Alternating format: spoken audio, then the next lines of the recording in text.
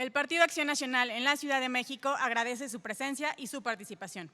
Para comenzar, presentamos a quienes hoy nos acompañan en el Presidium. El presidente Andrés Ataide Rubiolo,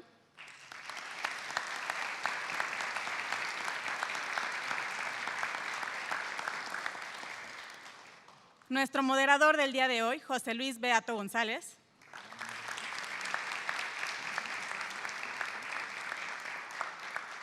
él fue secretario de Desarrollo Económico de la Ciudad de México de 2018 a 2019, asesor del exjefe de gobierno Miguel Ángel Mancera de 2016 a 2017, coordinador del programa de incubadora Ciudad de México de INADEM 2016, presidente de Coparmex de la Ciudad de México 2013-2016, consejero nacional de Coparmex e integrante de su comisión ejecutiva en diversos periodos, presidente de la Asociación Meta Ciudadana con sede en la Ciudad de México.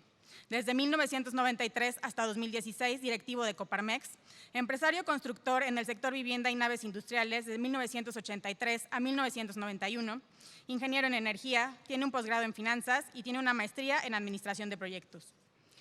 Nuestro primer ponente es Félix Vélez Fernández Varela. Él es vicepresidente de la Junta de Gobierno y Presidencia del INEGI de 2013 a 2016, presidente del Subsistema de Información Demográfica y Social, secretario general del Consejo Nacional de Población, CONAPO, Subsecretaría de Población, Migración y Asuntos Religiosos, Secretaría de Gobernación, de julio del 2018 a junio de 2012, subsecretario de Prospectiva, Planeación, Evaluación, Secretaría de Desarrollo Social, director general de Política y Planeación Agraria, Secretaría de la Reforma Agraria, es licenciado en Economía, maestro en Desarrollo Económico y Políticas Públicas y candidato a doctor en Políticas Públicas. Un fuerte aplauso para él, por favor.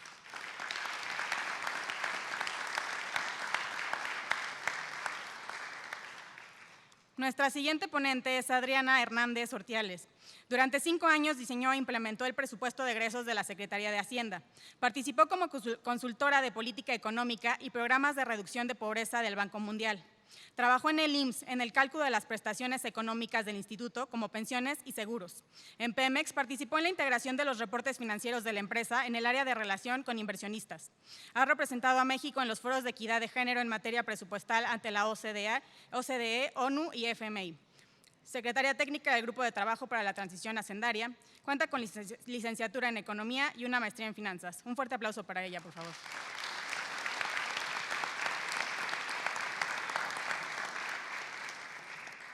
Nuestro último ponente es José Antonio Salazar Andreu. Él es secretario académico de la Escuela de Gobierno y Economía de la Universidad Panamericana. Ha sido galardonado con el primer lugar del Premio Estatal de Administración Pública, del Premio Nacional de Administración Pública en 2003 y del Premio Nacional de Economía del Colegio Nacional de Economistas en 2004. Evaluador externo del Consejo de Evaluación del Desarrollo Social, fue coordinador técnico de adquisición de bienes y de inversión y activos en el Instituto Mexicano del Seguro Social, licenciado en Economía, cuenta con un diplomado en Economía Política y maestro en Economía Aplicada. Un fuerte aplauso para él, por favor.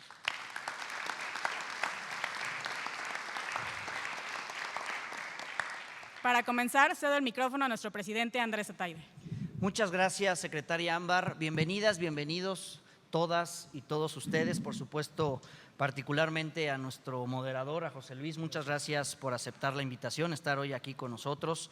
A Félix, muchísimas gracias, a Adriana y a José Antonio igual, porque en efecto el día de ayer el PAN de la Ciudad de México decidió arrancar el proyecto Imaginemos Futuro CDMX. Lo platicábamos tras bambalinas. Desde el PAN de la Ciudad queremos seguir siendo un partido de oposición que señale, que contraste todo el desgobierno que se trae Morena aquí en la capital del país, pero también, y quizá aún más importante, para poder soñar con competir y ganar el gobierno de la ciudad el próximo año, es igual o más importante construir un proyecto de ciudad. Desde el PAN de la Ciudad nos queda claro que hoy es momento de escuchar y de seguir escuchando activistas, especialistas, académicos, sociedad civil en su conjunto, porque abrimos igual un portal para que todas y todos los que quieran proponer algo para la ciudad, desde el PAN lo podamos registrar. El día de ayer comenzamos con la Mesa Política para las Mujeres, seguimos con la Mesa de Seguridad y Procuración de Justicia, la tercera fue la de Política Social y cerramos ayer con Medio Ambiente. Hoy tenemos esta, que es complejidad económica, un tema que quien me conoce me apasiona, me encanta. Tendremos también la mesa de salud y cerraremos con la de movilidad sostenible.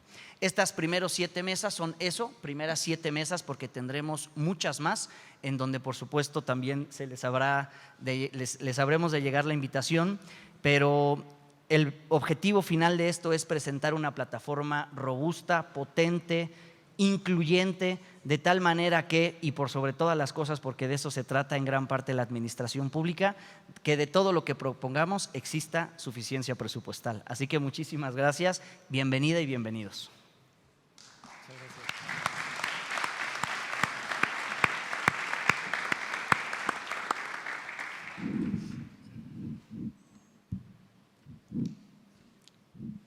Muy buenos días a todas y a todos ustedes. Hoy participo aquí como representante, presidente de la Asociación Ciudadana Meta Ciudadana. Es una asociación civil que pretende el desarrollo de, bueno, colaborar, participar, proponer, criticar al desarrollo de la Ciudad de México. Es nuestro ámbito de acción. Y quiero agradecer hoy al PAN y especialmente a su presidente, Andrés. Muchas gracias a Ana Patricia también y a Eric Caballero, que me hicieron el honor de invitarme a este panel de algo tan importante como es la economía de la ciudad. Tengo 5 minutos, son muchos temas, entonces me voy derecho. También agradecer a mis compañeros aquí de panel.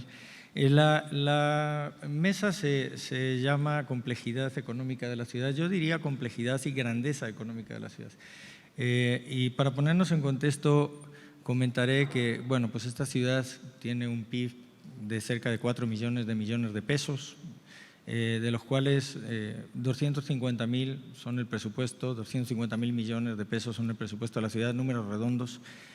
Y esto es mucho o es poco. Miren, si lo pongo en el contexto de los países de Latinoamérica, pues la economía más grande es Brasil, lógicamente, la segunda es México país, la tercera Argentina, Colombia. Bueno, México se quedaría en el puesto 6º, 7º, empatado con Perú. O sea, la economía de la Ciudad de México es tan grande como un país tan enorme y tan diverso como es Perú. Si nos ponemos qué posición tiene la Ciudad de México entre medias de las ciudades del mundo, pues les puedo decir que las 2 principales ciudades son Nueva York y Londres, que tienen una calificación alfa más. Esto en un contexto de calificación. Hay muchas formas de calificar las ciudades, pero pues en de las ciudades alfa, beta, gamma, la más es Londres y Nueva York. Después está Tokio, París y otras ciudades. México está entre las 15 ciudades más importantes del mundo, por su complejidad, por su fortaleza económica, etcétera. Si hablamos de la preponderancia en México, lo estábamos comentando aquí con el compañero José Antonio, ¿verdad?, de que ahí va Monterrey creciendo, pero aún así es muy lejana la posición que tiene la Ciudad de México. Es casi una ciudad la más importante del país y que aventaja mucho a todas las demás, aunque algunas están creciendo fuerte.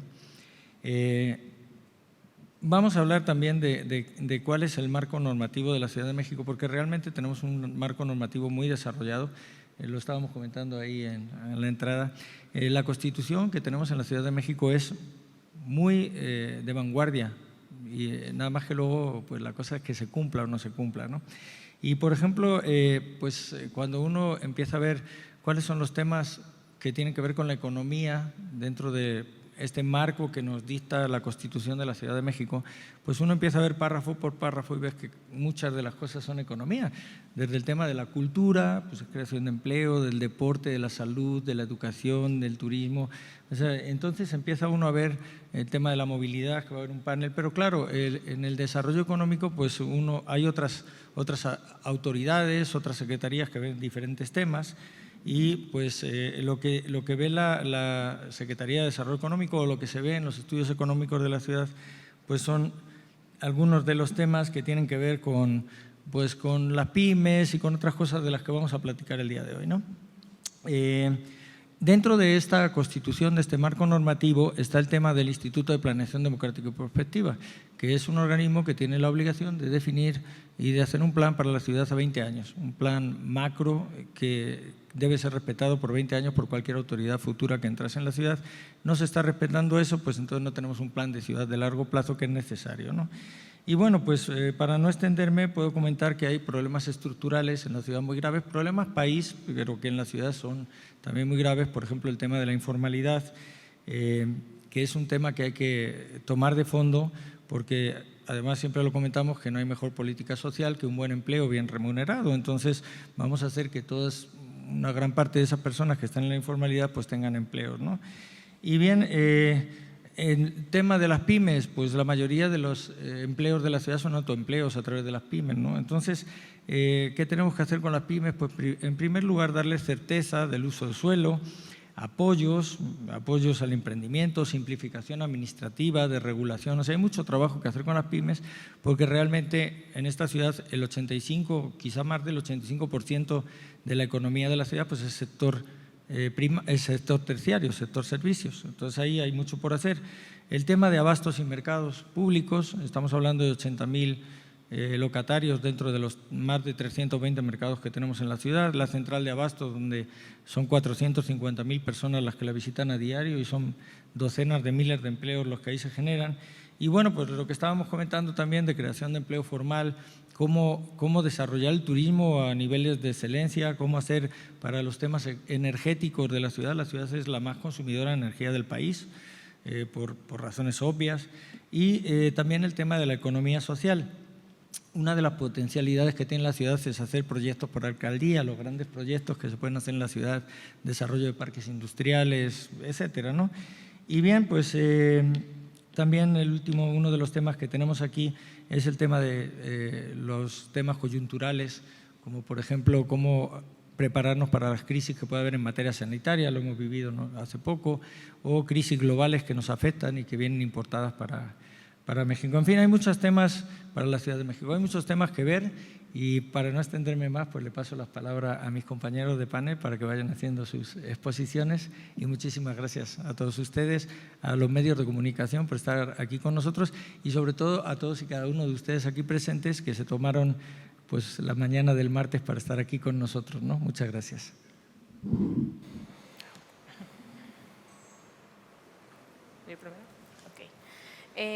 Bueno, como bien lo saben, yo he estado más en el nivel federal, Ciudad de México, que Ciudad de México. Entonces, me gustaría empezar desde lo federal para que dimensionemos dónde nos encontramos como ciudad.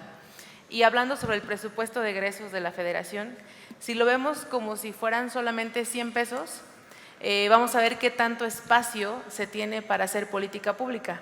Porque no importa el color que llegue a una ciudad, a un estado, a un país, se va a enfrentar siempre con el mismo problema económico. Es aquel en que las necesidades son infinitas y los recursos son escasos. Entonces, pues nosotros podemos traer un plan de gobierno increíble que incluya incremento de la inversión física, un sistema nacional de cuidados, salud universal, acceso universal a la salud, pero si no hay dinero, pues todo queda en letra muerta. Así pasa a nivel federal. Si nosotros viéramos al presupuesto como solo 100 pesos, hay que pagar una serie de gastos ineludibles, gastos obligatorios, antes de tener la oportunidad de implementar la política pública con la que lleguemos al inicio de nuestro gobierno.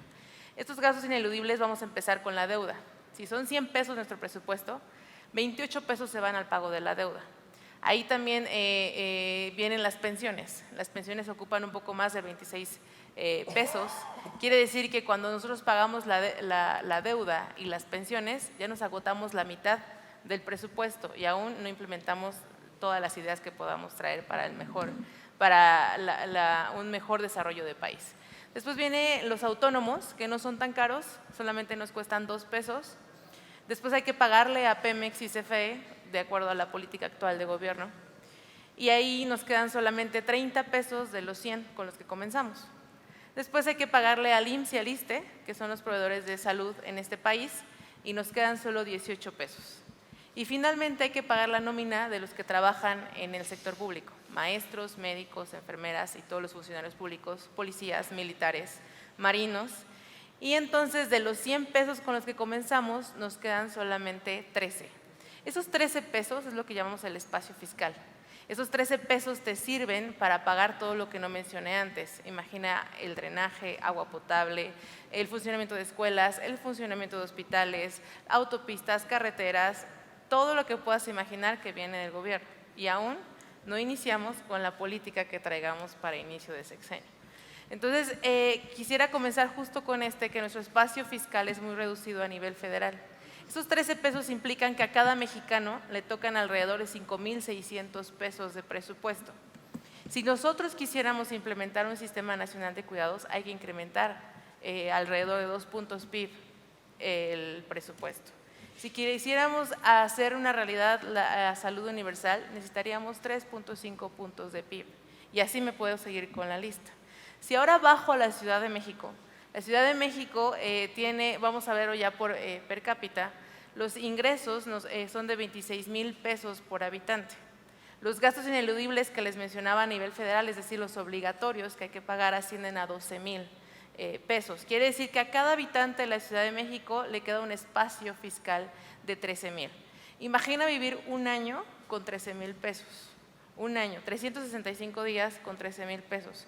Y eso te tiene que alcanzar para salud, educación, seguridad, empleo. Vuelvo otra vez, soy muy fan de género y del Sistema Nacional de Cuidados. Esos 13,000 pesos tienen que alcanzar para ello. Entonces, a mí me gustaría mucho discutir el tema de hay que ampliar primero el espacio fiscal. Antes de traer cualquier medida, tenemos que ir por aquellas que nos incrementen el espacio fiscal y podríamos platicar sobre eso en la siguiente intervención, sobre qué nos podría dar un aumento de estos recursos. No a todos nos gustan los impuestos, pero tenemos que hacer a los impuestos nuestros amigos, porque es la mejor manera de redistribuir la riqueza y de disminuir la desigualdad. Un impuesto no significa que nos va a afectar, al contrario, un impuesto progresivo puede disminuir la desigualdad en la Ciudad de México. Pensemos en la tenencia. Si yo les digo tenencia, todos dicen, no, por favor, tenencia no. Cuando eliminaron la tenencia, por ahí de 2007, hubo una disminución de este impuesto y se le dejó a los estados y a la ciudad que decidieran si lo seguían cobrando o si aplicaban un subsidio o que hicieran con él lo que quisieran. Cuando nosotros vemos hacia atrás, podemos observar que primero este impuesto significaba 0.13% de los impuestos totales.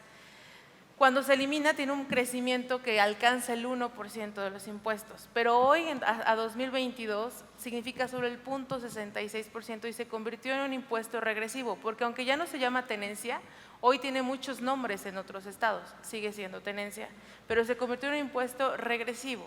Si nosotros lo hiciéramos como en el pasado y le aplicamos mejoras en el que las personas paguen de acuerdo al tipo de auto que tienen, no es justo que alguien con un auto nuevo pague lo mismo que tiene el auto de hace 10 años o que un auto que contamina más, etcétera. Si podemos agregarle esas nuevas variables, este impuesto va a ser progresivo y va a tasar a la riqueza, al patrimonio. Nosotros buscamos impuestos que vayan justo por la riqueza porque son aquellos que ayudan a redistribuir el ingreso. Entonces, un impuesto de esa magnitud, si regresamos a él, nos daría a la Ciudad de México alrededor de 90,000 millones de pesos. Estos 90,000 millones de pesos por habitante son 10,000 pesos más por habitante.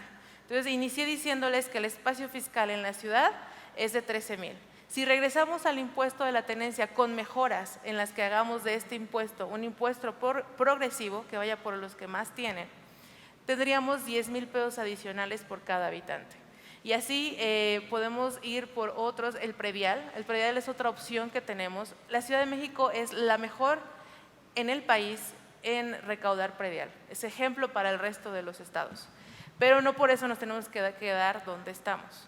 Se ha dicho mucho que si todos hicieran lo que hace la ciudad, que solo alcanza el 45% del potencial que tiene, nosotros tendríamos alrededor de 13 puntos más de PIB como país. Aún así, la ciudad no se tiene que quedar en eso y hay que continuar con las mejoras en las oficinas catastrales.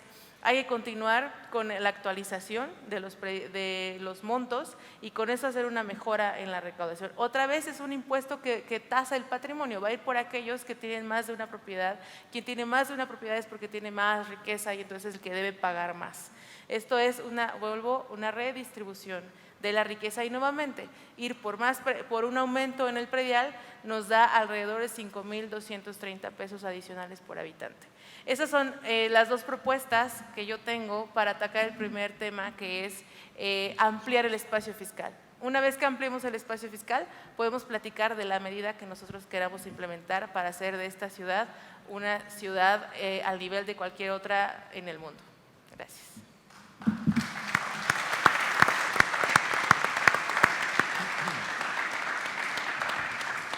Gracias, Adriana. Le pasamos la palabra a José Antonio, por Muchas favor. gracias, buenos días a todas y todos. Quisiera comenzar con algunos datos para contextualizar dónde está la Ciudad de México y hacia dónde debe dirigirse.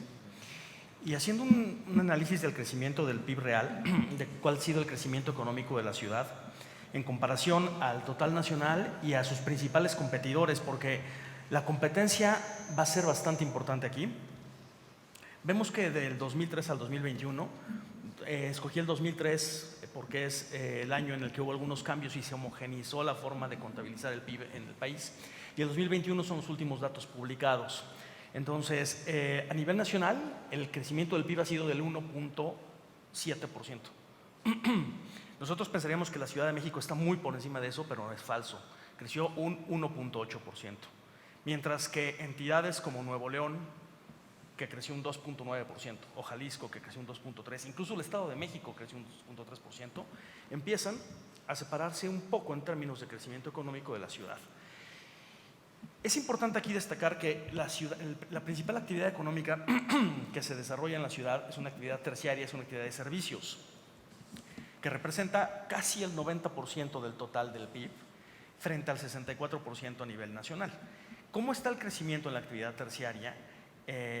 Pero antes de decirles eso, quisiera, como lo dijo el presidente hace un momento, ¿qué pasó en la pandemia? La pandemia afectó mucho a la Ciudad de México en comparación al resto de entidades, porque el crecimiento del PIB de 2018 al 2021, estamos tomando justo el año anterior a… La pandemia empezó después, pero el crecimiento del PIB cayó a partir del 2019, empezamos a experimentar a nivel nacional un estancamiento, recesión. Entonces tomé el punto más alto, que fue el 2018, contra el 2021, y vemos que la caída de la Ciudad de México ha sido de un 2% frente a un 1.3% nacional. Y Nuevo León ya casi se recupera al 2021 con un menos 0.2%. Entonces el dinamismo económico de la Ciudad de México empieza a dar de sí, y por eso va a ser importante algunas propuestas. Particularmente en las actividades primarias y secundarias. En estas actividades, si vemos la caída del PIB del 2018 al 21, para la Ciudad de México fue del 3%, mientras que para Nuevo León ya se recuperó, es del 0%. Entonces, ese dinamismo en el sector particularmente industrial del principal competidor, y lo voy a decir una vez, de la Ciudad de México, que es Nuevo León, y ahorita van a ver por qué es el principal competidor, no solo en el fútbol, en la economía también. Ha sido muy, muy importante porque este dinamismo empieza a verse cada vez más reflejado en el nivel de informalidad, por ejemplo. En la Ciudad de México, a nivel nacional, está entre un 55, un 60%, 57%. En la Ciudad de México es de un 50%, y en Nuevo León es solo de un 36%. O sea, es decir, prácticamente 2/3 partes de la economía en Nuevo León son empleo formal. Y para ser la capital es interesante el fenómeno de entender por qué hay tanta informalidad en la Ciudad de México. Porque entonces las leyes no se aplican o no hay los incentivos suficientes para dar ese salto a la formalidad. ¿Por qué es importante la formalidad?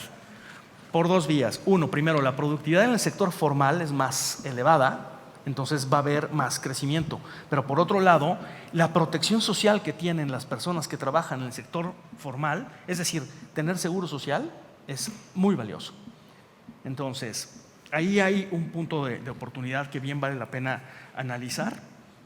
Y quisiera continuar diciéndoles que esta competencia con Nuevo León es importante porque, por cierto, están por salir los nuevos datos de la encuesta ingreso-gasto de los hogares, en la que nos dice cuáles son los ingresos que tienen los mexicanos por su nivel, por los deciles, a nivel nacional y a nivel de entidades federativas. Y llevan 2 ocasiones en las cuales la Ciudad de México no tiene el ingreso más alto. Históricamente lo había tenido, ya sé que hubo un cambio de metodología en el 2016, pero 2016 Nuevo León fue más alto y 2020 igual. Y acaban de publicar hace poco a nivel municipio y alcaldía los ingresos trimestrales, que los mensualicé para hacerlos más entendibles, y es muy, muy interesante el tema, porque por ejemplo a nivel nacional el ingreso promedio por hogar son 16,770 pesos mensuales por hogar. Un hogar más o menos integrado por 4 personas por hogar. La Ciudad de México tiene 22,452, es decir, un 34% más alto que el nivel nacional. Sin embargo, Nuevo León tiene 24,310. Jalisco tiene 18,582, pero no todo en la Ciudad de México es igual. Hay una alcaldía que tiene un nivel de ingreso por hogar menor al promedio nacional, que es Milpa, con 16,223. Y nosotros pensaríamos que la alcaldía municipio con mayor ingreso del país sería la alcaldía Benito Juárez. Pues no, es San Pedro Garza García, y por mucho, 38,491 pesos de San Pedro Garza García versus 34,657 de la Benito Juárez. Entonces, ya no es la estrella económica la Ciudad de México, puede llegarlo a ser. Y muchas de las… que esto viene acompañado, quisiera complementar muy rápido. Tenemos un tema que también es bien importante. La dinámica poblacional en la ciudad es muy particular. Es de las entidades federativas, si no la entidad federativa con menor crecimiento poblacional. Tiene un 0,3% frente a un 1,3% a nivel nacional. Y tiene esto mucho que ver con la tasa de fecundidad. En la Ciudad de México son 1,58 hijos por mujer. En la Ciudad de México son 1,9. Pero en Nuevo León la tasa de reemplazo se da justo. La tasa de crecimiento del 2000 al 2020 de la población de Nuevo León es del 2,1%. Esto obviamente incluye migración, pero si nosotros analizamos cómo es esta dinámica, empezamos a pensar que se necesita tener obviamente una fuerza de trabajo con un gran capital humano, que lo tiene la ciudad, y muchas de sus oportunidades están precisamente en lo que provee la federación en esta gran capital. Y me refiero, tiene ventajas en innovación y tecnología, pero porque está la UNAM y está el Politécnico, está el Colegio de México, está el CIDE para formar grandes profesionales con capital humano. En cuanto a servicios de salud, está el Instituto Nacional de Nutrición, está el Instituto Nacional de Enfermedades Respiratorias, cosas que cualquier capitalino puede gozar con mucho más facilidad que alguien que se encuentra en Los Cabos o en Tepic. Todos los centros nacionales están aquí. Le decía yo al presidente hace un rato, qué bueno que la descentralización no la hizo el presidente, porque si no, le hubiera pegado aún más a la Ciudad de México. Y el presupuesto de la Ciudad de México, nosotros podíamos pensar que el gobierno es trascendente y que puede modificar la actividad económica de esta ciudad. Pues no, no tanto. El presupuesto de la Ciudad de México como porcentaje del PIB, de toda la actividad económica, en 2003 era del 5,6%, 2021 5,9%. Pensemos, concédanme que fluctúe entre un 5,8 y un 6%. Es de este tamaño. Todo lo demás es el sector privado. Este indicador en Chiapas llega a ser el 26% del PIB. Entonces es un gobierno muy, muy importante. Y si hablamos del espacio fiscal y concediendo ese 13% de espacio fiscal, que a lo mejor es un poquito más en la Ciudad de México, porque no tiene tantos problemas de… Bueno, mejor no hablamos de eso ahorita, pero eso nos da un 0,7, 0,8% de espacio fiscal para que pueda, con ese 0,8%, modificar las cosas. Entonces, tiene que ser quirúrgico y tiene que ser, y la propuesta es, en un gran concierto con el sector privado. Me queda poco tiempo. El sector privado en la Ciudad de México empieza a perder importancia. De las 5 empresas que cotizan en bolsa listadas, las más grandes, solamente 2 están domiciliadas en la Ciudad de México: Walmart y América Móvil. Grupo México estaba domiciliado acá, pero ya se fue a Sonora. Y las otras 2, que son FEMSA y Banorte, están en Nuevo León. Nuevo León empieza a competir quién tiene el edificio más alto, si la Torre Vancomer o no me acuerdo cómo se llama el de Monterrey. Los equipos de fútbol, todas esas cosas que parecen banales, empiezan, como en el resto de países, a mostrar que la capital tiene un retador, por así decirlo. Esto no es malo en sí, sino aprovechar esa ventaja para poder crecer. Y creo que es importantísimo el concierto con el sector privado. Y termino, bueno, ya se me acabó el tiempo, ahora continúo. Nada.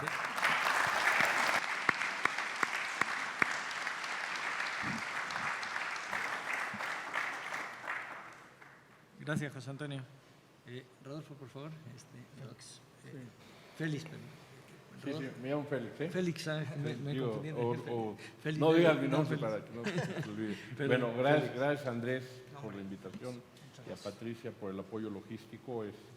Es un gusto estar el día de hoy aquí. Pues, lo que no dijeron cuando me presentaron es lo que hago en la actualidad, que es dar clases de economía en el ITAM y de políticas públicas, y concretamente doy clase de desarrollo económico. Nunca he tenido que ver con el gobierno de la Ciudad de México, pero sí fui muy amigo de Javier Beristain, que fue rector del ITAM y que por 7 años fue el secretario de Finanzas, entonces, en paz descanse. Entonces, pues con él pude charlar mucho sobre estos temas, y como funcionario, exfuncionario y economista. Bueno, la Ciudad de México tiene fortalezas, desde luego que es una ciudad muy rica, ya se ha dicho, una de las ciudades más ricas del mundo, según Wikipedia, no sé si sea una buena fuente, pero y ciertamente después de Nueva York y Los Ángeles en el hemisferio occidental, pues rivaliza con Sao Paulo como la tercera más rica del hemisferio, ¿no? Pero una cosa es cómo está y otra cosa es cómo va a estar en el futuro, ¿no? O sea, porque algo de eso ya, pues lo acabas de comentar, de que Monterrey pues le está comiendo el mandado a la Ciudad de México en un sentido. Veamos las fortalezas. Creo que, ser honestos, es una ciudad segura. De hecho, mucha gente de Monterrey vino al ITAM cuando se puso dura la cosa en Nuevo León, con mucho capital humano, tanto a nivel de las personas como de las instituciones de educación y de investigación. Es un centro financiero sumamente importante, eso sí no lo ha dicho nadie. Bueno, pero también hay debilidades. Bueno, y lo del capital humano no es nada más que haya profesionistas y que haya universidades, sino que luego se juntan a tomar café, y es lo que los economistas llamamos economías de aglomeración, que el hecho de que haya mucha gente talentosa, inteligente, culta, que interactúa todos los días de muchas maneras, genera una externalidad positiva. Eso vale un chorro, ¿no?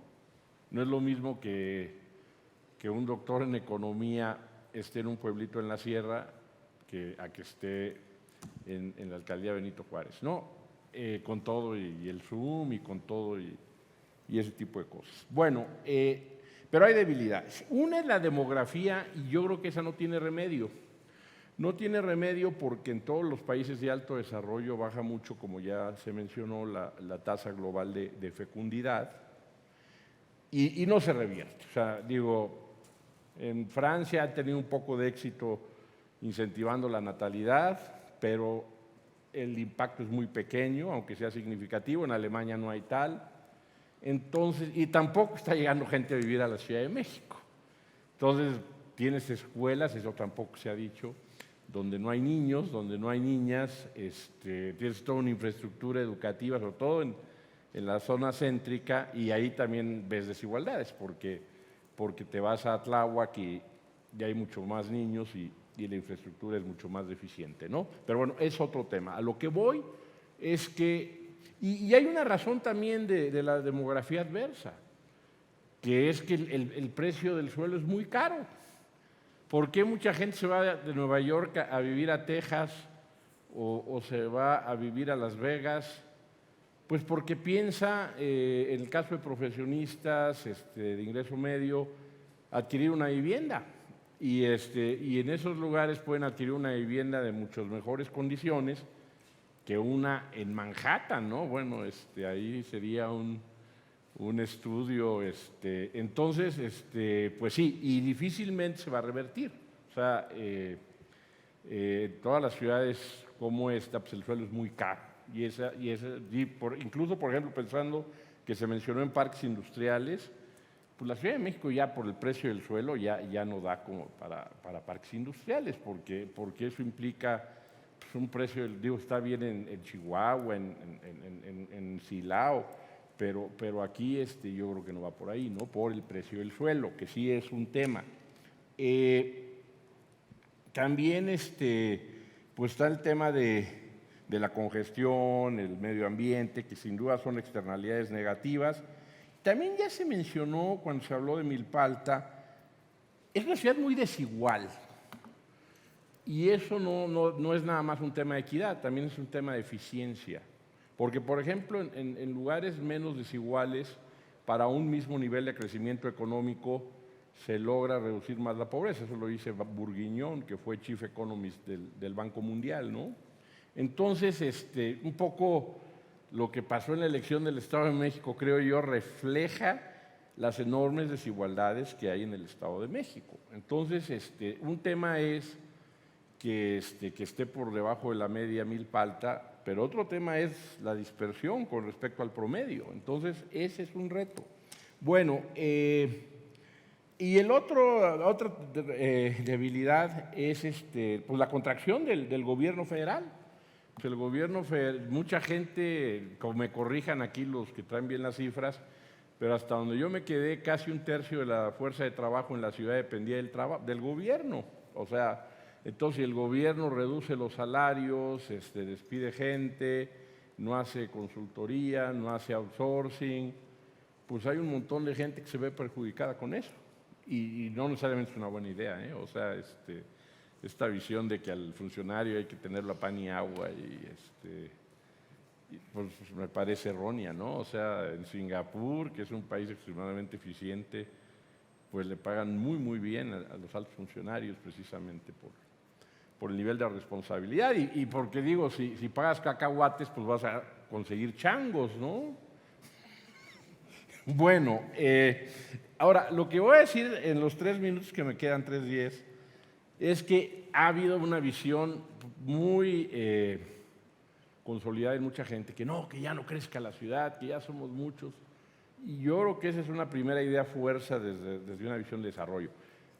La Ciudad de México debe promover el crecimiento económico, o sea, no es una buena idea esa de que para qué más crecimiento con tanto tránsito y con tanta contaminación. O sea, yo creo que es una idea totalmente errónea. O sea, generar riqueza es fundamental y es algo pues que no ha estado en el radar de los jefes de gobierno y antes de los regentes. Creo que el último que se preocupó por eso fue Aguilera, cuando estaba Beristain de secretario de Finanzas. En aquella época se pensaba mucho, por ejemplo, en la industria farmacéutica, como la que había muchos laboratorios en la del Valle, porque no contamina, genera mucho empleo, no requiere tanto suelo.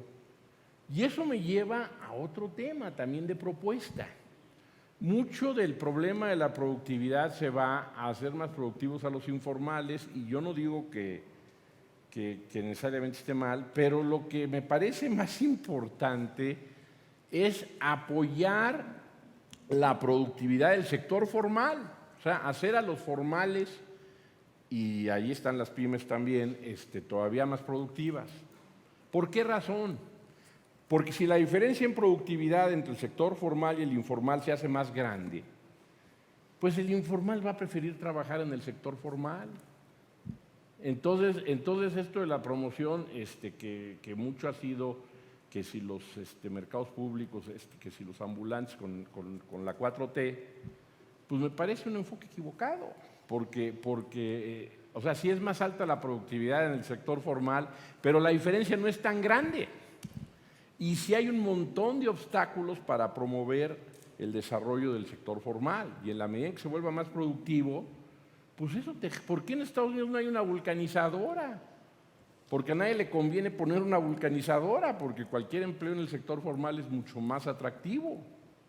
Entonces, si estamos hablando de fomento económico, pues yo creo que no se nos olvide el sector formal. Digo, se me hace fundamental. También quisiera decir que el tema de la innovación es muy importante. No sé qué se puede hacer, pero si no hay becas de CONACYT, si los derechos de propiedad de los desarrollos no se respetan y se los queda el Estado, si está financiado por CONACYT, pues todo eso no ayuda, ¿no? Y bueno, se habló del Estado de México que ha crecido más, pero mucho el crecimiento del Estado de México depende del crecimiento de la Ciudad de México. Entonces eso lo digo 8 segundos que me quedan. Y bueno, una última en 3, que recaudar más no implica redistribución, así sea con predial o con nómina, predial o tenencia vehicular, pues porque depende en qué te gastas la lana, ¿no? Entonces no es nada más que recaudes más dinero. Ya.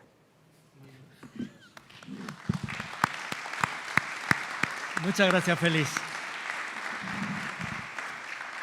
Muchas gracias, Félix. Vamos bien de tiempo. Ahora entramos en una sesión que dura 20 minutos y que es un diálogo entre los expositores de la mesa. Y bueno, pues yo tengo que poner aquí un poquito de polémica entre ustedes. Han comentado, Adriana, comentaste del poco espacio fiscal que se tiene, pero también podemos visualizar que hay áreas de oportunidad en donde las inversiones generan retornos. Por ejemplo, si genero un empleo formal y le invierto como gobierno para generar un empleo formal, cuando me pague los impuestos sobre nómina y otros, voy a tener un retorno también. Entonces, también tenemos que pensar en esas áreas. Por ejemplo, bajar la informalidad pues también genera pago de impuestos, ¿no? Entonces, hay áreas en donde invertir y la otra es también generar las condiciones para que la inversión privada venga, ¿no? Eso es otro tema, de hacer atractiva la ciudad. Por otra parte, han hablado del tema demográfico. Sí es cierto, en el año 1983 en la Ciudad de México ya llegaban a los 9 millones de habitantes y han pasado 40 años y seguimos siendo 9 millones. Pero el área metropolitana, el Valle de México, que tiene que ver con el Estado de México, pues en el año 83 eran 4.5 millones y ahora son 12. Entonces, ¿hasta dónde la ciudad es la ciudad que se acaba en el límite ahí en la Gustavo Madero y empieza en Ecatepec? ¿O es toda la ciudad, todo el valle? La ciudad no, porque la gente viene de allí a trabajar aquí y la gente sale de aquí a invertir allí, en las fábricas que están en el norte de la ciudad. Y el otro tema que quiero ponerles para que empiecen ustedes a platicar entre ustedes es el tema de las ventajas de la ciudad. Bien comentamos que Nuevo León va alcanzando o va mejorando más rápidamente que la Ciudad de México, algún día lo podrá alcanzar. La realidad es que también tú lo comentas de que el sector financiero está aquí, más del 80%, el sector de comunicaciones, de medios de comunicación y, por ejemplo, el sector educativo no tiene competencia tampoco las universidades que se tienen aquí. Entonces, eso es algo que también le genera una ventaja competitiva a la ciudad. Y yo creo que parte de la falta de competitividad de la ciudad es que no hay incentivos. La ciudad no da incentivos. Nuevo León, lo hemos visto ahora con Tesla, o Guanajuato, la zona del Bajío, dan muchísimos incentivos, San Luis Potosí, a las empresas que se establezcan, pero aquí no hay ningún tipo de incentivos para que las empresas, que en muchos casos son empresas que generan empleos limpios, no necesariamente son fábricas que utilizan espacios grandes, son empresas que a veces son muy reducidas, pero que generan mucho pago de impuestos también, ¿no? Bueno, esos son los 3 temas que pongo sobre la mesa. ¿Comienzo? Bueno, primero, atendiendo al comentario, sí. Empezaba yo por el espacio fiscal, que era como lo primordial, porque cualquier plan de gobierno que se tenga o cualquier mejora, pues tiene que partir de ahí. Pero es importante decir hacia dónde va. Es decir, yo no puedo empezar tampoco diciendo quiero que mi siguiente periodo de gobierno esté enfocado en la mejora del bienestar a través de subsidios a los jóvenes, pensiones a los adultos mayores o un sistema nacional de cuidados y antes no sé cuánto va a costar. Entonces, primero hay que decir, va a costar tanto y para eso necesito recursos de tal lado. Entonces, es importante que sí vengan etiquetados para la política de gobierno, no así al 100% porque entonces quitamos ese manejo del buen gobierno que tiene porque pues todos los días van saliendo cosas que pagar, que hacer. Entonces, la propuesta es un presupuesto que no sea anual, porque incluso el educativo no va acorde con el presupuesto que se aprueba cada año. El ingreso empieza en agosto y el presupuesto ya se está gastando desde enero, sino que tengamos dos presupuestos, uno que vaya a los 6 años o a los 5 años, uno que vaya anual y que se tenga la posibilidad de mejorar en el transcurso. Y siguiente, además de los impuestos, que es para incrementar los ingresos del gobierno, hay que tomar también los puntos a favor que tiene la Ciudad de México. Por ejemplo, un clúster de salud en el sur de la Ciudad de México, aprovechando que tenemos la instalación de, por ejemplo, el Tecnológico de Monterrey, lo que está haciendo en el sur, los hospitales que están ahí, los institutos de investigación biotecnológica, podemos convertir a la Ciudad de México en uno de los clústeres más grandes en salud, porque ahí tenemos 211 centros de salud, tenemos 17 clínicas especializadas, tenemos alrededor de 300 plazas de alto nivel de especialidad, más los que se están graduando en salud en las universidades como la UNAM, como la UAM o el Tecnológico de Monterrey, y entonces podemos detonar ahí una zona para que se instalen clústeres de salud. Podemos hacer alianzas entre los hospitales que se encuentran ahí, los hospitales privados y la academia, podemos vincular a los egresados, podemos incluso generar becas, becas pymes para que se generen startups en la materia, aumentar la oferta educativa incluso, y como lo han hecho otros países, por ejemplo en Singapur, que ha creado clústeres de biomedicina, esto ha generado más de 12,000 empleos adicionales al año y ha generado 40 centros de investigación. Tener centros de investigación en la Ciudad de México nos ayudaría a encontrar a lo mejor nuevos medicamentos, nuevos procedimientos, y esto ayuda a la mejora de la sociedad, de la población, no solamente de la ciudad, sino para el resto del país. También tenemos que tomar oportunidades como es el tema del comercio.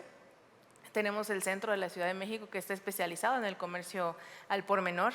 Si nosotros lográramos que este comercio al por menor se formalizara a través del comercio electrónico, como lo han hecho otras potencias, el habitante de la Ciudad de México, del centro de la Ciudad de México, ya sabe comerciar, ya sabe incluso enviar al resto del país. Lo que falta ahora es capacitar para que se meta en esta línea de comercio electrónico, y si hoy somos como país el segundo mercado de comercio minorista más grande de Latinoamérica, yo creo que si potenciamos estas características que tenemos en la Ciudad de México, podemos ser el mejor, el número uno, y además la formalización del empleo nos va a traer obviamente más ingresos a través de la recaudación de impuestos, y podemos redistribuir a través de la etiquetación hacia la población más vulnerable. Muchísimas gracias, Adriana.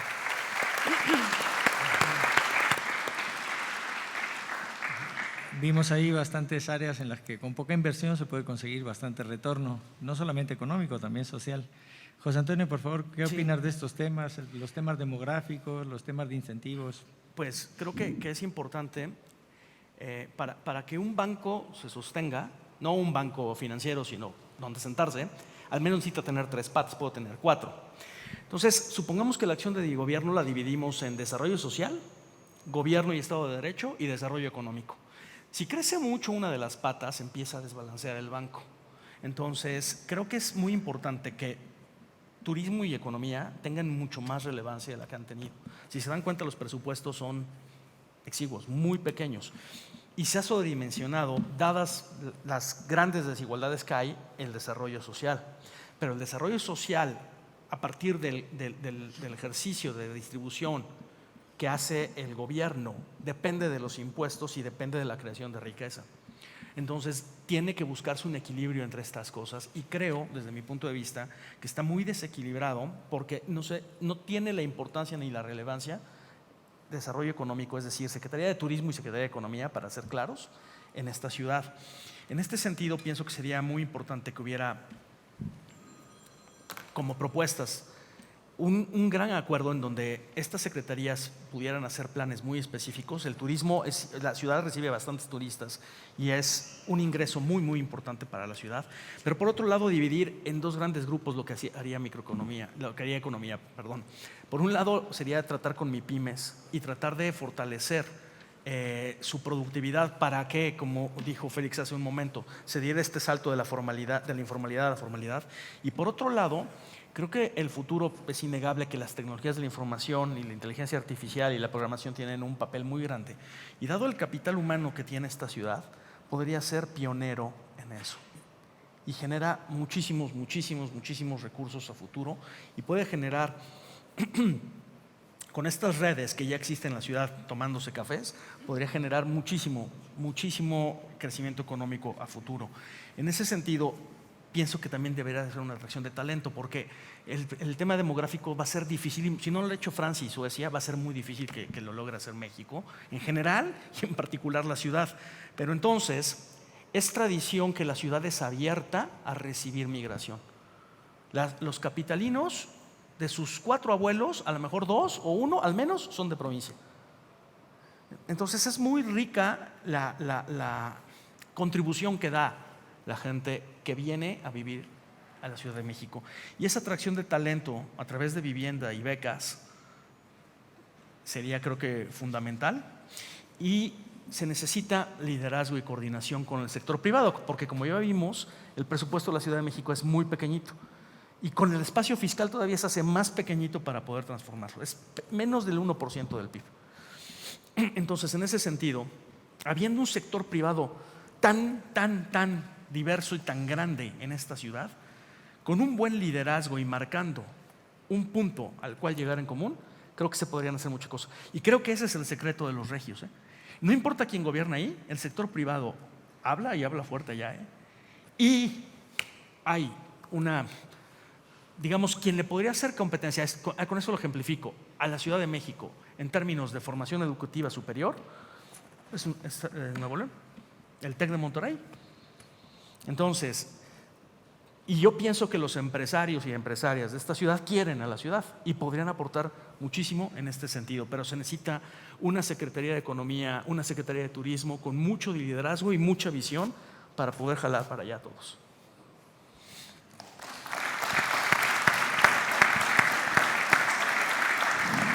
Gracias, José Antonio. Félix, como economista que eres y además especializado en desarrollo económico, creo que tu aportación puede ser muy importante. ¿Qué tanto ver desde tu punto de vista o qué tanta relevancia o ponderación le das al tema de las pymes? Creo que las pymes están medio abandonadas en la Ciudad de México, tienen problemas hasta de… Hay empresas chiquitas, no sé, una farmacia que lleva 30 años ahí puesta y no tiene uso de suelo, empezando por ahí, no tienen ningún tipo de apoyo, ahora lo vimos con la pandemia, no había ningún tipo de apoyo. Apoyos a los emprendedores que pretenden hacer negocios nuevos. Realmente, ¿qué tan relevante sería para la ciudad un enfoque a las pymes desde el gobierno en donde le metieran recursos, que por cierto pues van a ser también retornados a la hora de que se genere riqueza en la ciudad, ¿no? Mira, yo creo que hay que hacer, gracias, perdón, ya te está interrumpiendo. Pero, no. Hay que hacer una distinción. Una cosa son las pymes y otra cosa son los informales, o sea, digo, porque no es lo mismo, o sea, un puesto de jugos en una esquina de la colonia Roma puede ser extraordinariamente rentable, pero es economía informal. O sea, es pequeña, sí, pero pues tampoco que le interese mucho formalizarse, ¿no? Y están las que sí tratan de operar en la formalidad, de cumplir con los requerimientos del gobierno, con pagar sus impuestos. Y bueno, ese es otro tema. Ahí sí me parece importante pues que haya un apoyo por parte del gobierno, pero no solo a las pymes, o sea, porque también, por ejemplo, el agua está muy subsidiada para los hogares, pero el agua, por ejemplo, que paga el ITAM es carísima, o sea, hay unos subsidios cruzados enormes. Entonces, no porque una empresa sea mediana o más grande, no enfrenta una serie de subsidios cruzados y de restricciones que inhiben su inversión y, por lo tanto, el crecimiento de la productividad. O sea, yo creo que las pymes son parte, pero no nada más porque son pequeñas, sino porque es una buena inversión hacer más productivo al sector formal de la economía.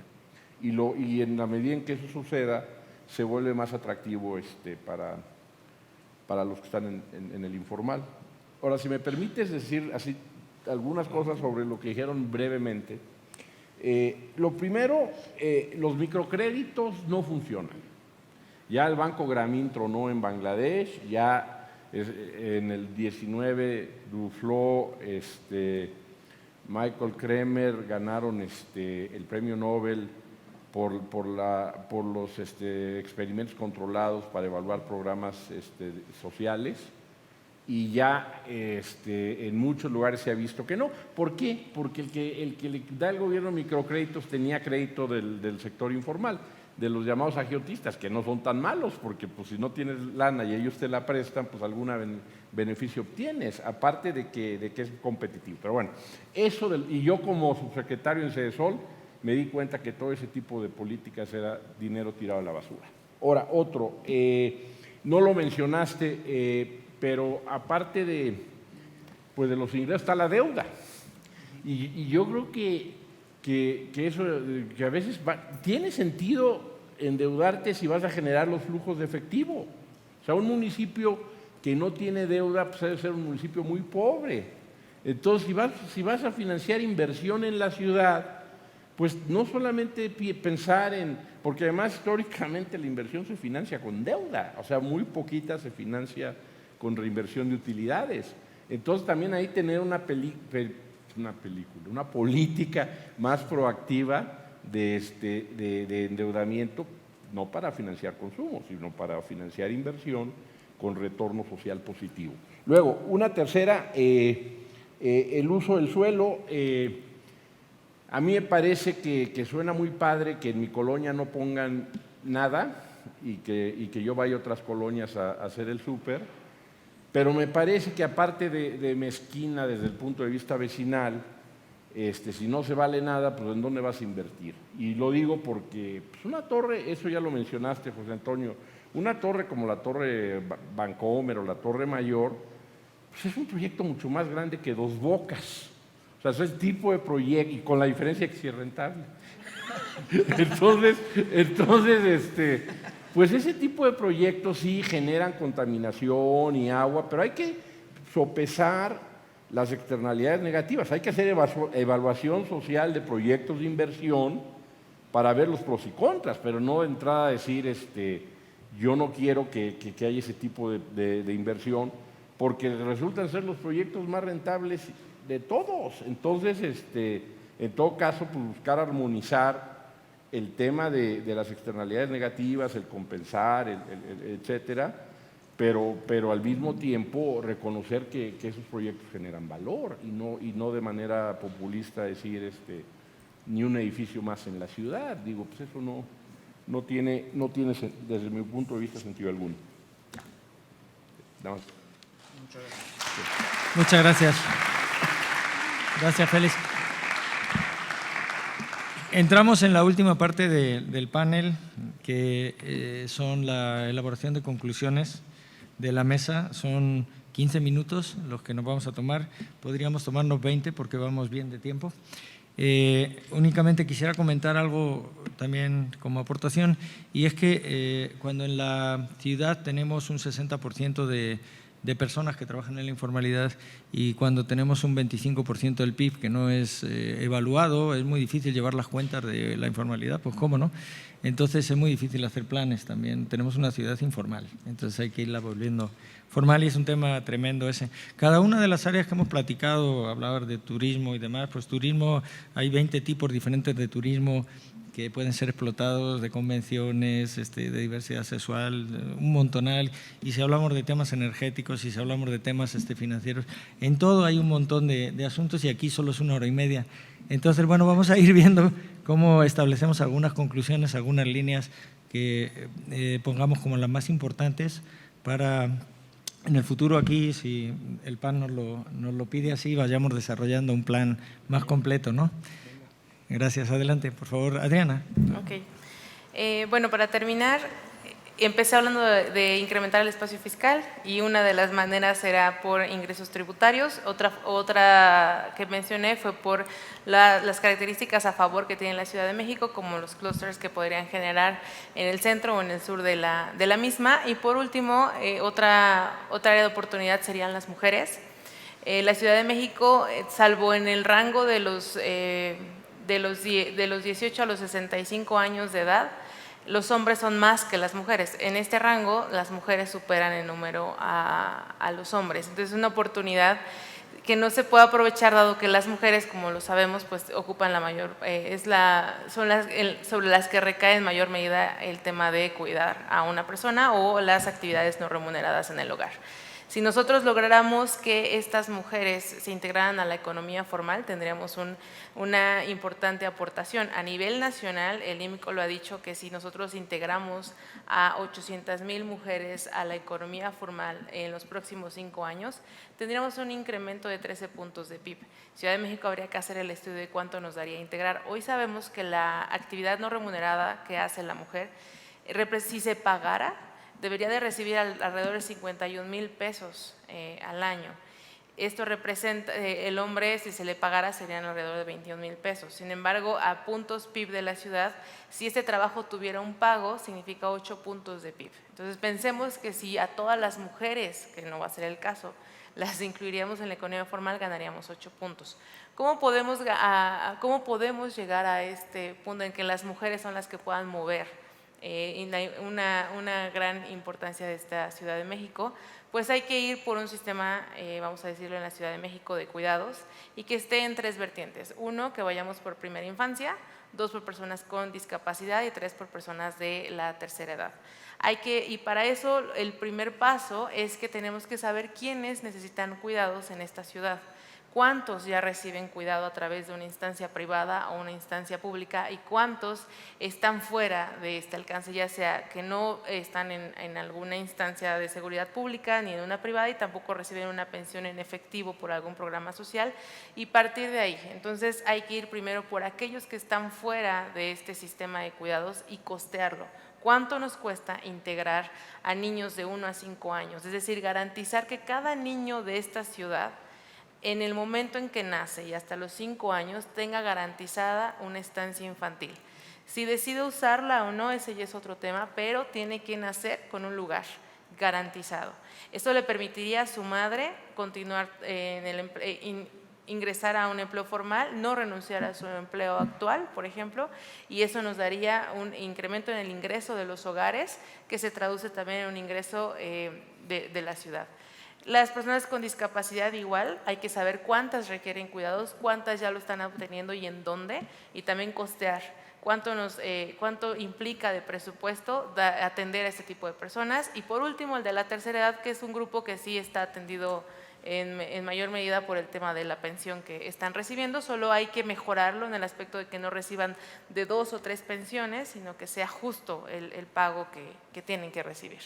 Y también costear a aquellos que están fuera, porque incluso si tenemos adultos mayores que no reciben ningún apoyo y tampoco están en ninguna casa de adulto mayor. Entonces, si nosotros implementamos un sistema nacional en la Ciudad de México que vaya enfocado a atender a estos 3 grupos de personas, metemos a la mujer al sector formal, la mujer tiene un ingreso, y una mujer que tiene ingreso, que es independiente, difícilmente va a ser violentada.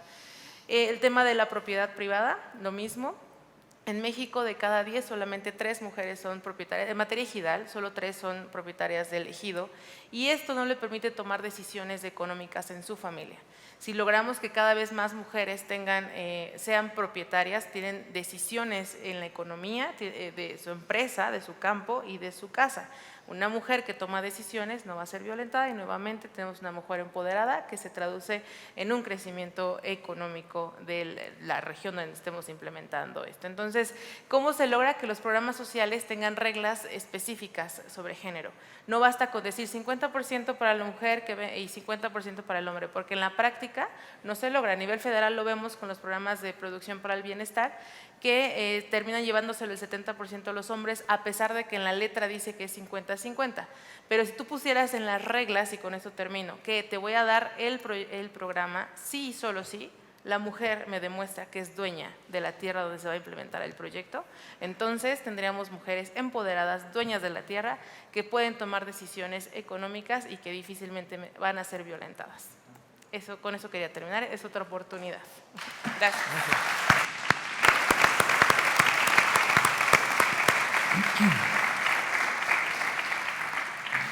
Gracias, Adriana, muy acertado este tema, pero parece que le ponemos dificultades a las mujeres cuando se quitan las escuelas de tiempo completo, las estancias infantiles, etcétera, ¿no? José Antonio, por favor, adelante. Bien, pues coincido con Adriana, además para que no se desequilibre ese banco de 3 patas, es muy importante esta economía de los cuidados, porque además podría aumentar muchísimo la productividad, como bien lo comentas, y el crecimiento del PIB. Pero para que estos proyectos se puedan llevar a cabo, creo que es importante resolver algunos temas que no tienen que ver directamente con el tema económico fiscal.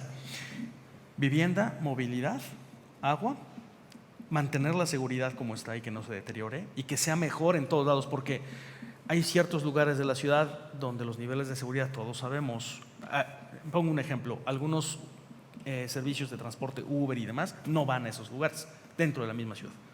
Entonces, mantenerla y mejorar la seguridad y energía-contaminación, es decir, si no se resuelven los problemas de movilidad, si seguimos dependiendo de la generación eléctrica a través de termoeléctricas que contaminan el Valle de México más que los vehículos, si los jóvenes no pueden acceder a vivienda y el problema del agua para cualquier actividad económica y además un derecho humano, si no se resuelven estos problemas, va a ser un cuello de botella al crecimiento económico de la ciudad.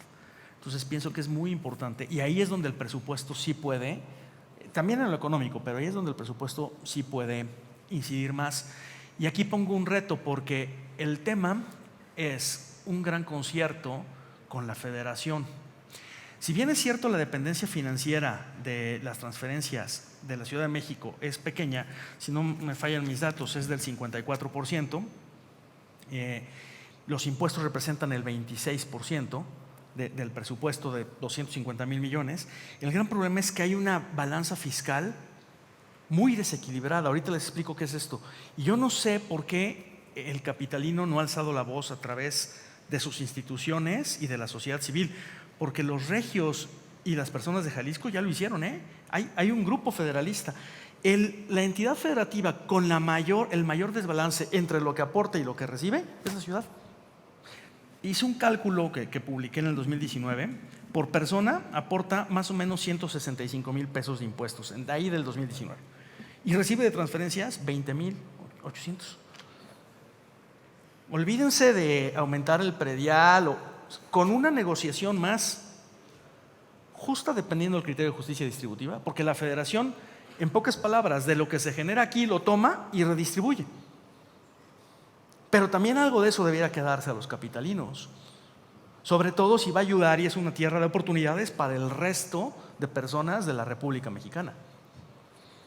Es porque está súper desbalanceado.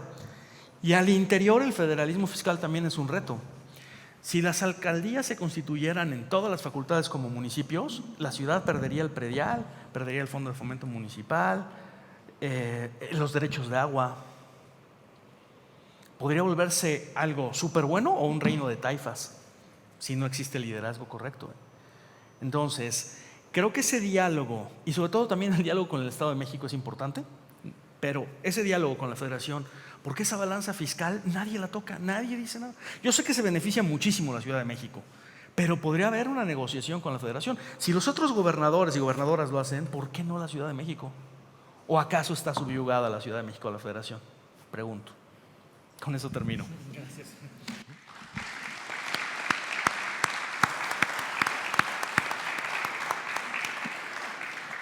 Buena pregunta la última tuya, José Antonio. Es difícil imaginar un reclamo de aquí para allá, ¿verdad?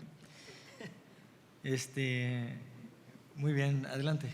Bueno, yo voy a hacer conclusiones de la mesa y luego decirle un comentario sobre lo que dijo Adriana, y yo, así como Adriana metió tema nuevo, género, voy a meter muy brevemente un tema nuevo, pero fundamentalmente, bueno, la primera, yo creo que todos los de la mesa estamos de acuerdo que el futuro económico de la ciudad pasa por el crecimiento de su economía. O sea sin duda, pues decir que ya está muy grande la ciudad y ya mejor que no crezca, pues es un disparate, ¿no? Una segunda, que Adriana fue insistente desde su primera participación, es fortalecer la fiscalidad. Habló del predial, de la tenencia, pero yo, a riesgo de ser impopular, pues tratar, por ejemplo, de cobrarle el agua a quien no pague el agua. De por sí está subsidiadísima y hay muchísima gente que no la paga, aparte con el impacto ambiental. O sea, yo creo que no es nada más a los impuestos a la riqueza, porque el predial y la tenencia, por ser a la riqueza, son redistributivos, pero en general, pues habría que ver otros ramos de la hacienda pública local, cómo están, ¿no? Un tercer conclusión es que hay que darle incentivos a la inversión, eso se mencionó mucho, y no se usó la palabra, o creo que José Antonio sí, desregulación, pasa mucho por desregular, por hacer más fácil la toma de decisión de las empresas. Una quinta, pues el apoyo a las pymes, ¿no? Y en general a los sectores productivos, agregué yo. Y una sexta, colaborar más con el sector privado. O sea, me puse yo a pensar en qué se puede concluir, ¿no? Ahora, de lo de Adriana, un breve comentario. En el sistema de cuidados, una parte va a las personas con discapacidad y yo en el INEGI, entre otros temas, llevaba discapacidad. Y la verdad es que en México la información que tenemos es del censo de población, le preguntan a la gente, no es lo mismo tener miopía que no poder caminar. O sea, digo, y sin embargo las dos personas tienen una discapacidad. Y la verdad es que es de diagnóstico médico, no de opiniones. Entonces, lo primero que habría que hacer ahí es de plano censar a las personas con discapacidad y que estén diagnosticadas médicamente para que ese tipo de política sea eficaz, porque suena muy padre por temas del trabajo no remunerado de las mujeres, que se reconozca, pero también a las personas que deberían de remunerar, pues que atiendan personas que efectivamente lo necesitan, y eso pasa por crear sistemas de información. En España tienen censos del que ya sabes en toda España dónde está cada persona con discapacidad, perfectamente certificada por un médico. Y aquí en México no hay nada de eso, ¿no? Bueno, y lo que yo iba a incorporar como idea final mía era que en la Constitución la educación pues es de las entidades federativas, que yo sepa, o sea, a pesar de que ha habido un ánimo centralizador en este gobierno. Y lo digo porque de las cosas redistributivas que más se pueden hacer es darle una buena educación a los pobres. Ya la reforma agraria ya se hizo, entonces ya repartir tierra, ya se concluyó esa redistribución. Y la verdad, esperar a que los sindicatos de la SEP vayan a hacer algo, o los ideólogos fanáticos que están a cargo de los libros de texto, pues es pedirle margaritas a los puercos, ¿no? Entonces yo sí creo que valdría la pena ser mucho más proactivo en tratar de intervenir en la educación, sobre todo la de la gente pobre, porque eso es a final de cuentas, y también en la medida que tengan una mejor educación, la reducción de la pobreza es mucho más rápido, como dije yo al principio, ¿no? Entonces, nada más como para precisar ese punto. ¿Okay?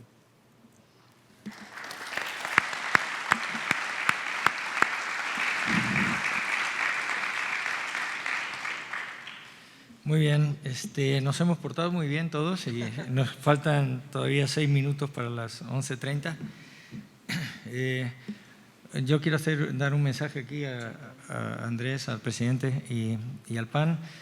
Agradecemos desde la sociedad civil, creo que nosotros 4 no recibimos ni un peso de gobiernos, somos de la sociedad civil, y agradecemos que nos permitan expresar nuestras ideas, nuestras inquietudes, nuestras críticas, nuestras propuestas en la creación de un programa de gobierno. No sabemos si lleguen ustedes a ser los próximos gobernantes de la ciudad, les deseo la mejor de las suertes, pero sí es necesario que en el futuro se sigan abriendo canales de comunicación con la sociedad civil. No sé si ustedes estén de acuerdo con lo que estoy comentando, pues en nombre de los 4 entonces lo digo, ¿no? Y bueno, pues vamos a seguir trabajando, entiendo, en esto. Esto es una patada de saque en donde estamos haciendo una lista de cosas, pero que no es limitativa a otro montonal de cosas que hay que hacer, de actuaciones en la ciudad para que mejore. Y pues a falta de 3 minutos te paso la palabra para que nos des un mensaje final, por favor. Muchísimas gracias. La verdad es que la expectativa de esta mesa no solo se cumplió, me parece que se rebasó. Y yo nada más para dejarlo al final, ya no nos va a dar tiempo de debatirlo, de platicarlo, pero en efecto, a pesar de que el peso que tiene el gobierno de la Ciudad de México respecto a toda la actividad económica que se tiene es poco, no es marginal, pero es poco, es pequeño, nosotros desde el partido hemos sido muy críticos de la política de gasto del gobierno de la ciudad. Hace rato, a números cerrados, se platicaba que el ingreso de la ciudad rondaba en los 250,000 millones de pesos. El presupuesto. El último año, con datos ya de la cuenta pública, los ingresos totales rebasaron los 270. ¿Y qué es lo que ha venido sucediendo? Y que entiendo sucede igual a nivel federal, la Ciudad de México no es la excepción, que normalmente la mayoría en el Congreso de la ciudad estima ingresos totales para el ejercicio fiscal mucho menores de lo que en realidad se sabe se va a ingresar. En la ley de ingresos del 2022 se estimó ingresar poco menos de 240,000, pero se ingresaron, reitero, más de 270,000. Entonces, todo ese margen que no está regulado el ejercicio de ese ingreso, es lo que le llamamos los excedentes. Hemos sido muy insistentes en que independientemente de quién gobierne, de qué partido gobierne, a todos nos vendría bien que esos ingresos adicionales estuvieran, si no etiquetados, sí orientados a ciertos sectores o a cierto tipo de gasto. Este gobierno, que ha decidido emprender muy insistentemente un austericidio, lo narra, lo dice, lo comunica, pero no lo ejecuta. Si rascamos un poquito el cómo gasta el actual gobierno de la ciudad, el gasto corriente, por ejemplo, particularmente la burocracia, ha crecido muchísimo, 6,000 millones de pesos el último año, y que obedece a que vemos todas y todos en nuestras calles a mucho personal del gobierno de la ciudad con chalequito guinda, no solamente promocionando programas sociales, que eso de entrada no lo vería tan mal, sino también incluso haciendo promoción política hacia un partido o hacia un personaje en particular. Para no hacer el cuento largo, lo que les quiero decir es que sí hay mucho margen desde el gobierno, porque con los datos, reitero, del 2022, entre los ingresos adicionales y lo que el gobierno recibió tanto, yo siempre lo digo así, recibió tanto dinero que no esperaba quizá al final, que los billetes ya no le caben en los bolsillos, y al final, entre lo que gastó de más de lo que el Congreso de la ciudad le permitió, más lo que no alcanzó a gastarse de tanto dinero que tenía, el gobierno tuvo un gasto o un recurso más bien de casi del 15% de su presupuesto total utilizado discrecionalmente. El último año fueron casi 40,000 millones de pesos. De los 273,000, casi 40,000 millones fueron ejecutados discrecionalmente, nadie sabe qué pasó. Y otro tanto, 5,000 millones, les sobraron y pasaron al ejercicio fiscal 2023. Entonces, para incrementar quizá ese espacio fiscal, y yo no estoy tan en contra de hacer un análisis de qué se tiene que hacer respecto a la política tributaria, pero incluso si no se quisiera abordar ese aspecto, sí hay margen. Hay muchísimo margen. Incluso se ha propuesto en el Congreso de la Ciudad desde el PAN que quizá el impuesto sobre nómina, que es el segundo impuesto más alto después del predial, y que entiendo que para los gobiernos centralizadores como este es bastante atractivo, porque al no ser etiquetados son recursos de libre disposición, es su margen de a dónde pueden gastar o de a dónde redireccionar. ¿Por qué no disminuir, por ejemplo, el impuesto sobre nómina? O dejarlo como está y decirles a las empresas, no me lo des, sino más bien quédatelo, pero inviértelo en tu capital humano, en tu infraestructura, en atraer tecnología, para mejorar la productividad y entonces impulsar no solamente el crecimiento, sino el desarrollo económico. Yo concluyo diciendo que en el PAN tenemos una frase que nos encanta y creo que hoy más que nunca con esta visión tan centralizadora vale la pena decir una y otra vez, que es tanta sociedad como sea posible y tanto gobierno como sea necesario. Me parece que esa es la idea, me parece que hacia allá hay que apuntar y de verdad desde el PAN de la Ciudad de México muy agradecidos por haber asistido a la mesa de hoy. Muchísimas gracias.